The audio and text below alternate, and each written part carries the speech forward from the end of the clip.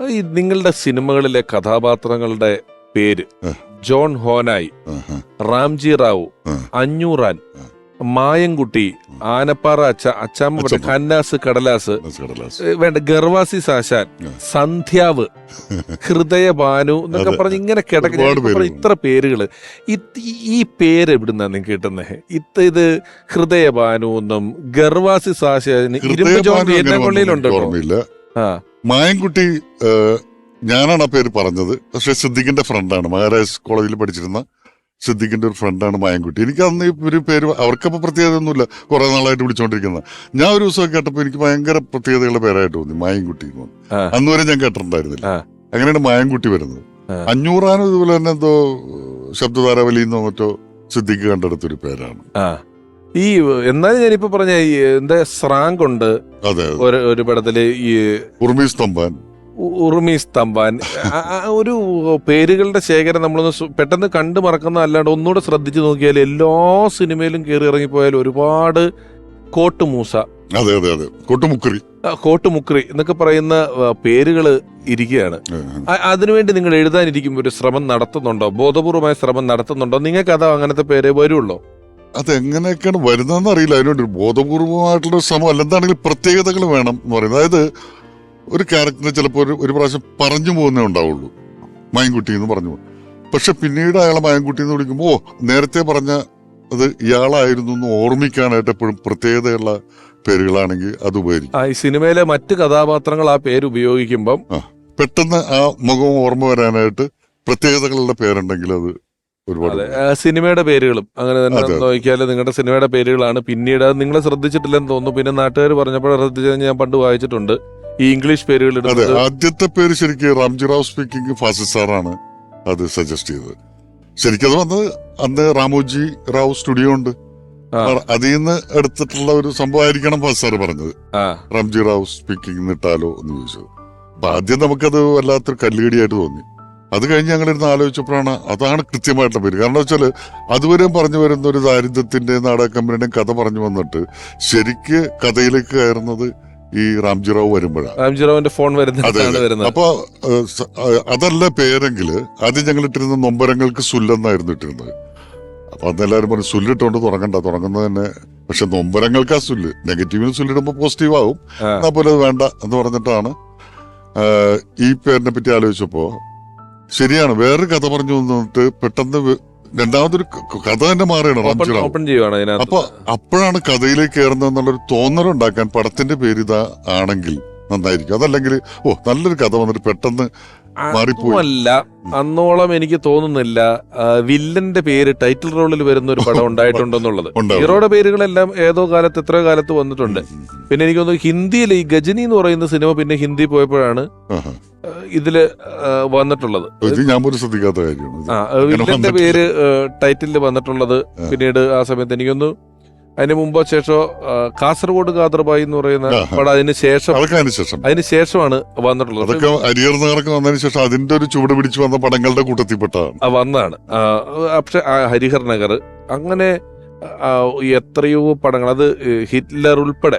ഞാൻ ഈ ഇടയ്ക്ക് ഈ ഡിസംബറിൽ ജർമ്മനിയിൽ പോയിട്ട് ഹിറ്റ്ലറിന്റെ കോൺസെൻട്രേഷൻ ക്യാമ്പിൽ പോയിട്ട് ചരിത്രം അറിയാനുള്ള ആകാംക്ഷ കൊണ്ട് ഹിറ്റ്ലർ എന്ന് പറഞ്ഞ് സെർച്ച് ചെയ്താല് അതിനിടയിൽ നിങ്ങളുടെ പേരും മമ്മൂക്കയുടെ ഒരു ഫോട്ടോയും വരുന്നുണ്ട്.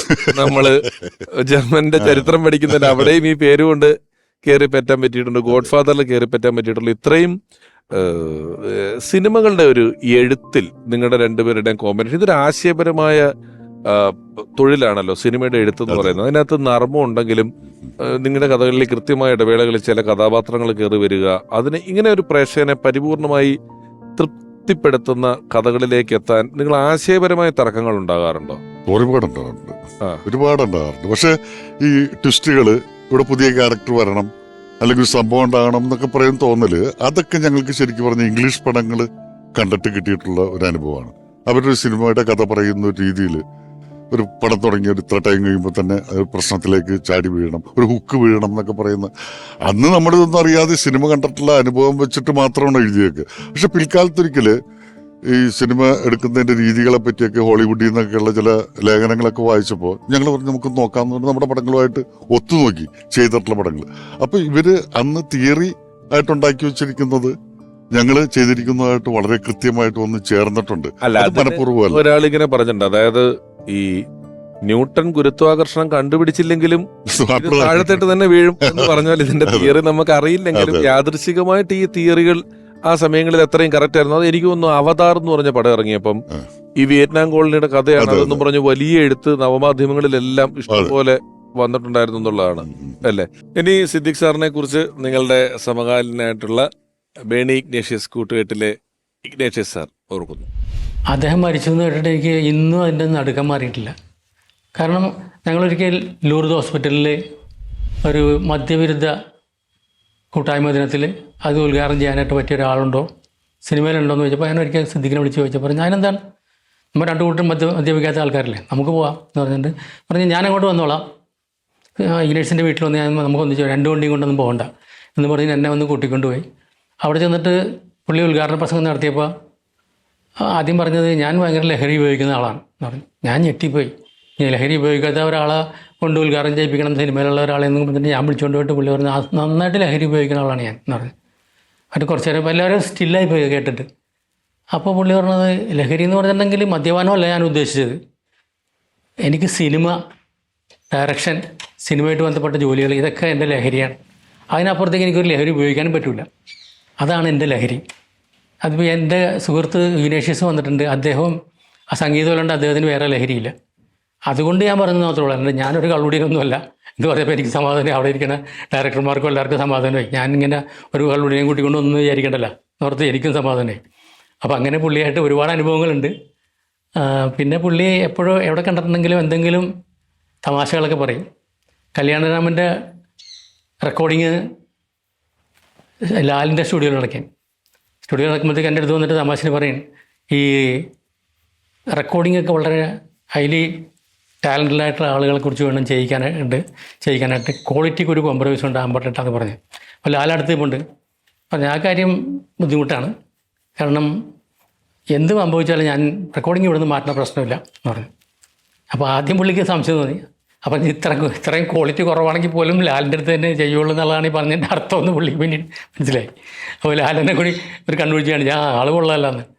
അപ്പോൾ അങ്ങനെ ഞങ്ങളൊക്കെ തമ്മിൽ അങ്ങനെ ഒരു കൂട്ടായ്മ ഉണ്ടായിരുന്നല്ല, മനസ്സുകൊണ്ട് അത്ര ഐക്യമായിരുന്നു. അപ്പോൾ സിദ്ദിഖിൻ്റെ മരണം നേരത്തെ ഞാൻ പറഞ്ഞ പോലെ തന്നെ എനിക്ക് ഇപ്പോഴും അംഗീകരിക്കാൻ പറ്റിയിട്ടില്ല.